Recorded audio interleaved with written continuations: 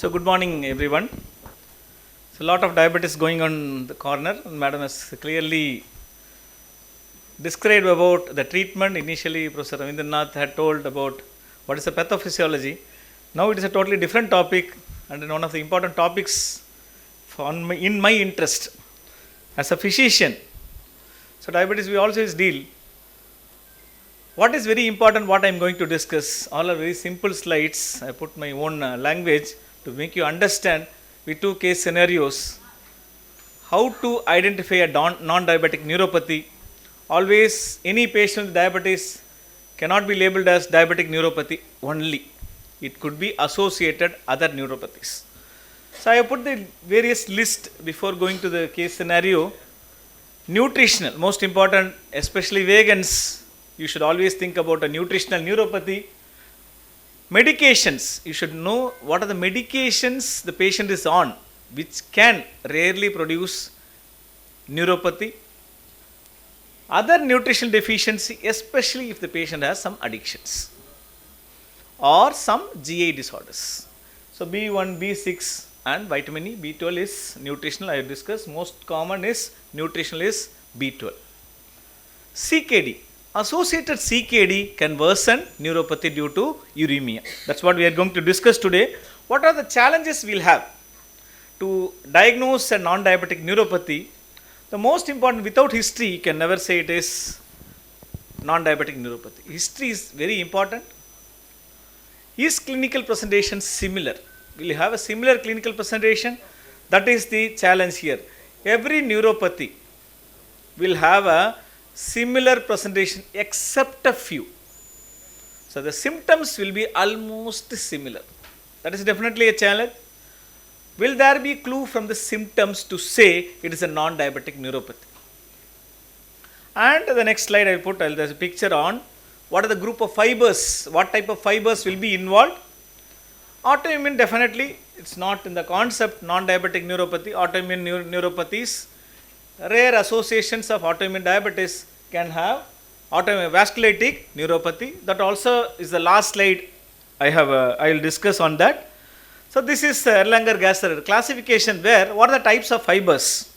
These are myelinated fibers. Non-myelinated fibers are which carry pain and temperature. So here you can see the large fibers you should know. What is most important is the large fiber involvement. What is more common in diabetes also is a large fiber involvement. Small fiber involvement will be there. We will touch upon that. What are the conditions where you will get small fiber neuropathy more common in diabetes.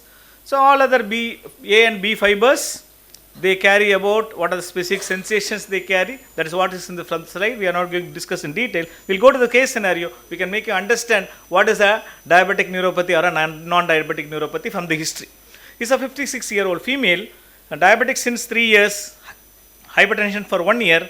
She is on DAPA 10 mg OD and metformin 500, 1 gram OD, 500 BD. She has a symptom as numbness for the both legs. 9 months, she's progressive numbness for 9 months.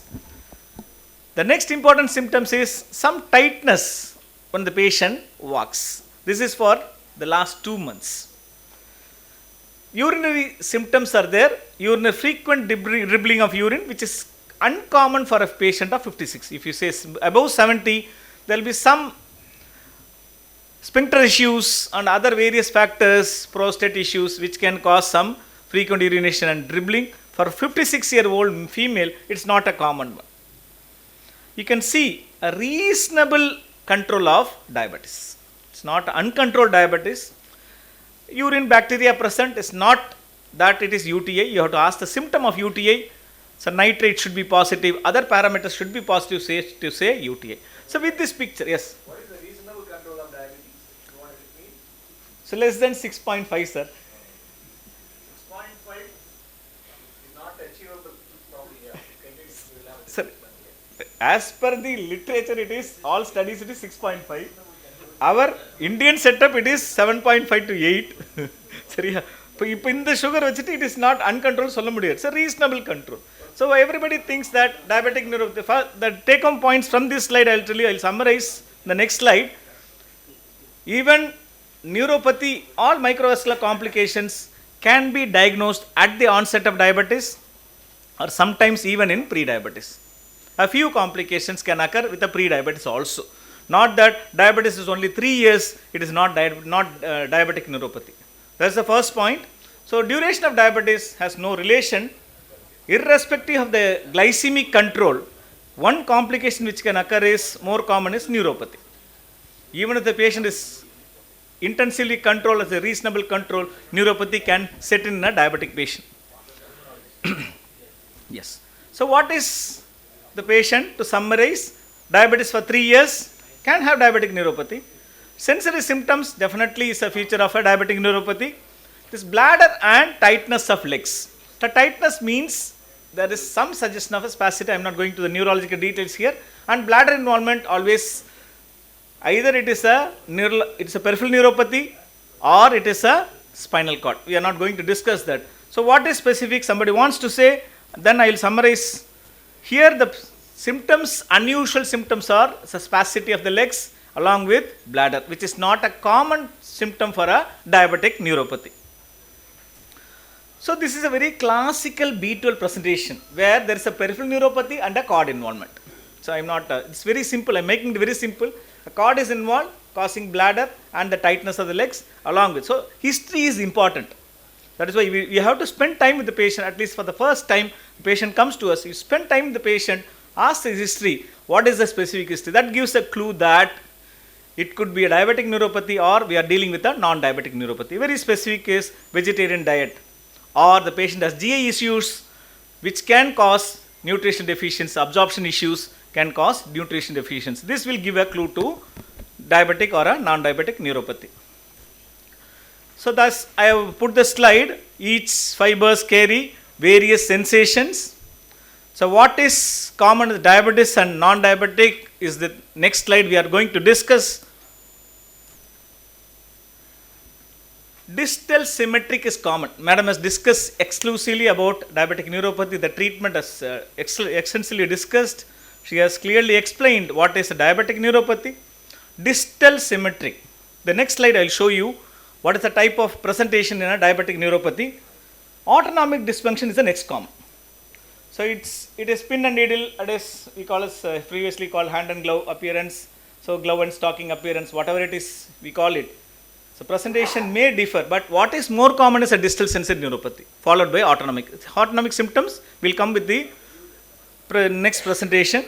Proprioception, always ask about whether the patient is feeling the touch of the ground. So very important.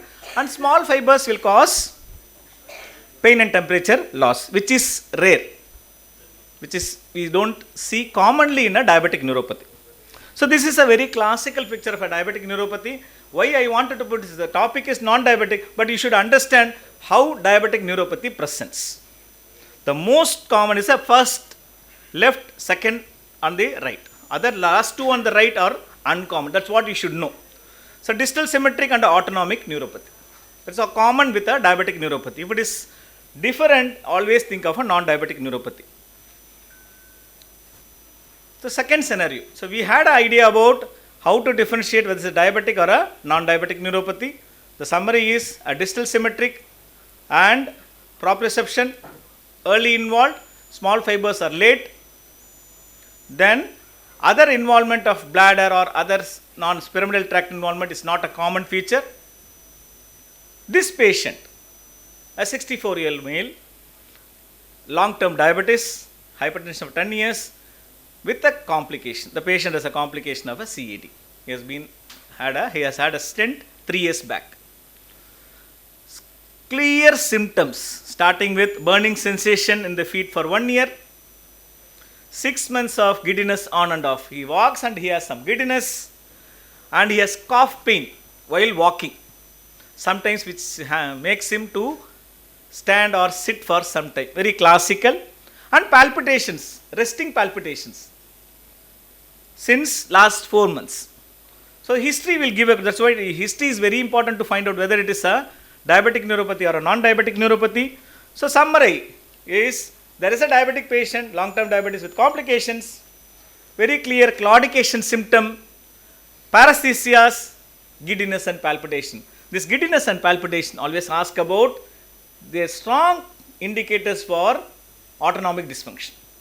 So every time I say you cannot show a postal hypotension for every patient, stand and resting tachycardia in elderly or long-term diabetes, heart rate is high, very strong indicator of autonomic dysfunction. You can ask the patient to take deep breaths. There is no variation, not significant variation with breath or some exercise. So very strong indicator of autonomic dysfunction. If there is autonomic dysfunction, it's definite diabetic neuropathy. So claudication, again, should be a complication of a peripheral vascular disease, diabetes related peripheral vascular disease. Paresthesias, as I told you, definitely it is. We have a questions at the last lesson.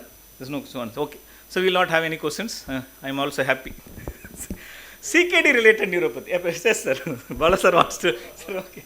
So it's only a discussion, two-way discussion. We are not. It's always good to discuss. So CKD related neuropathy.